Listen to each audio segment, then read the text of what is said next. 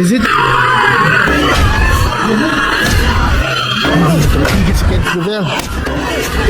Usapang boxing, palitan ng mga malalakas na kamao. May bagong pangalan na namang umaangat sa mundo ng boxing. Isang batang mandirigma na unti-unting kumukuha ng atensyon ng mga boxing fans.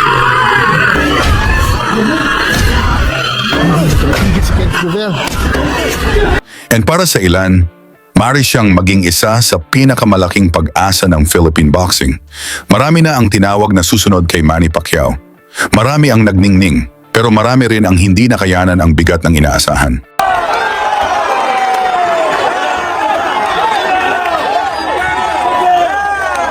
Ngunit ngayon, may isang pangalan na patuloy na umaakyat sa rankings. Isang fighter na hindi lang mabilis, kundi may istilong nagpapaalala sa batang Pacquiao. Siya ang alaga ng two-division world champion na si Jerry Peñalosa. Si Kenneth Loverboy Lover. Tahimik sa labas ng ring. Simple, disiplinado. Pero kapag nagsimula na ang laban, ibang Kenneth Lover ang lumalabas. Dahil sa karamihan ng kanyang mga laban, iisa lang ang madalas na ending. Knockout.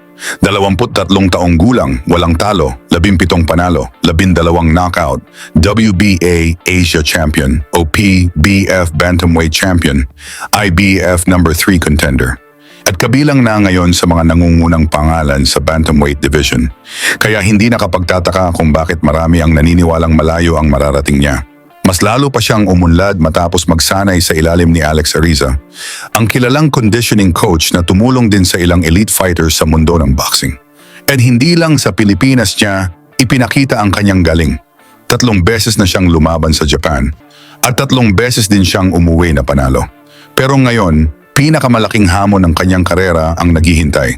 June 6, Japan IBF Bantamweight Title Eliminator. Sa kabilang sulok, ang undefeated American boxer na si Michael Angeletti may 14 na panalo, 8 knockout at isang mahusay na amateur background. Mabilis, technical at gutom na gutom din sa pagkakataong maging world champion.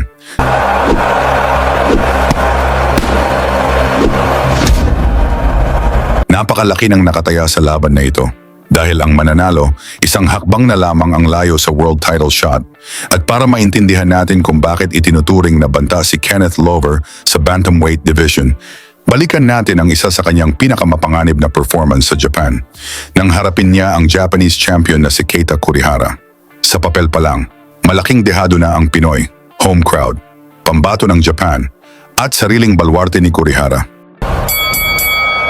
Pero pagdating pa lamang ng unang round, nagbago agad ang kwento. Mula sa unang tunog ng bell, agad na ipinakita ni Lover na hindi siya pumunta sa Japan para makipagsabayan lang. Pumunta siya ron para manalo. Agresibo ang kanyang galaw.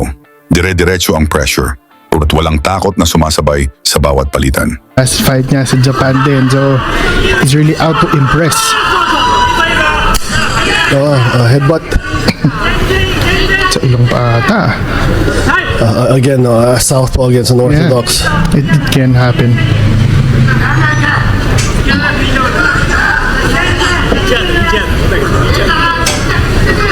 Again, referee warning them about the headbutts, the clash of heads. The thing is, yung sa height difference sila, medyo possible talaga mangyari yung mga headbutts yan, lalo na they're both, moving forward sabay. Kurihara with a good right there. Again, a lead right. You're very landing really good punches. Landed with a good left over there. Another one.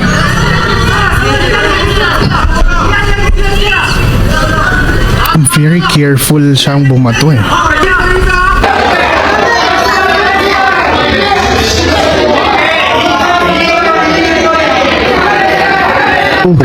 He's talking, but he's slowing down the fight. No? He's coming in very, very patient. And itong, in the case of Kenneth Lover naman, he's relaxed, very patient, very confident dito sa laban ito, which is, in the case of Kenneth Lover naman, he's very relaxed, very patient, very confident dito sa laban ito, which is Pagkatapos ng isang mabigat na exchange, isang malinis na suntok ang tumama. Bagsak si Kurihara, nagulat ang mga fans. Nagawa pa niyang makatayo, pero halatang nayanig ang kanyang kumpiyansa. Napasok na. Really throwing. Is it gonna be count? Yes. Yes.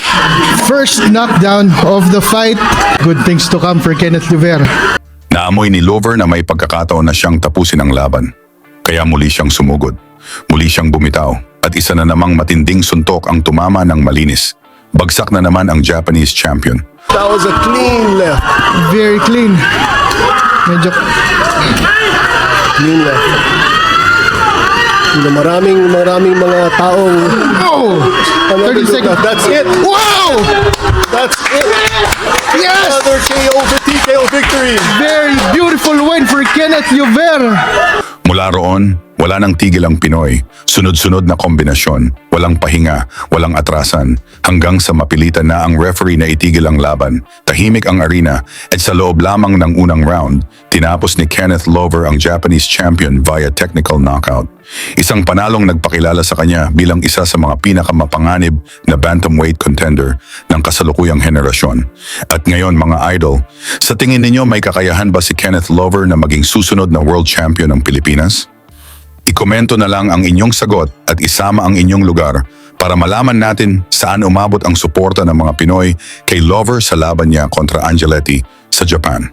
Lagi niyong sundan, huwag magpapahuli. Pag-usapan ay bakbakan, balita niya at laban. Mga Pinoy na di nagpapagapi. Salamat sa mga suporta na lagi nandyan.